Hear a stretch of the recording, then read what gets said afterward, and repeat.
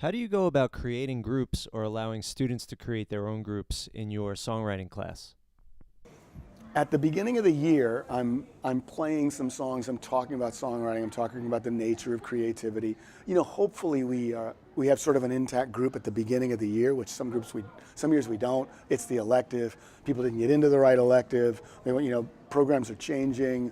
So we're kind of going over that at first, maybe the first week, you know. And then the first assignment is a blues assignment. And that's a 3-chord assignment. And it's pretty simple to write that assignment. And so it's a social studies assignment. It's the history of the blues. Right, it's the history of America. It's great. So we listen to everything from like old recordings, initial recordings that were made in the 20s of guys that were active in the immediate post-Civil War era. It's an awesome assignment. Kids are all kind of fired up by this time, right? And they've been talking to each other, and we're almost 2 weeks into the semester. I have kids break up by instrument. What do you consider your primary instrument? Guitar's over there, bass guitar's here, piano's over here, vocalist there, rhythm here. And then it's like, you know, the NFL draft day, right? So people are, who are you gonna work with?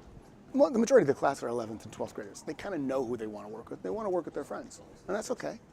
So then I will just say, presto. Let's see what are the groups? And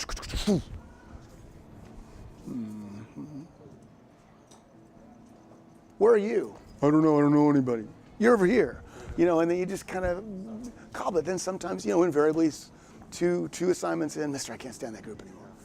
Move over here. My next assignment, at some point of the spring semester, I do something called the social assignment, and it's a freebie. You've got to write and perform and record a song with someone that you've never worked with before. You can't work with anybody that you've worked with already. So there's ways to mix it up. By this time, everybody's pretty comfortable and supportive of one another, and so that's actually a great assignment because people are ready to go, kind of sick of these guys anyway, and work with someone else. Do creative differences within groups ever become a problem in your classroom? And if so, how do you deal with that? Thankfully, not that often. You know, it doesn't really, that's not that much of a concern. Ironically, a little bit recently, I've had some, even just on melody, somebody wants the melody to go this way, someone wants the melody to go that way. It's pretty, you know, let me talk your point out. Okay, tell me your, okay. I think maybe follow this path, but it's really not so much.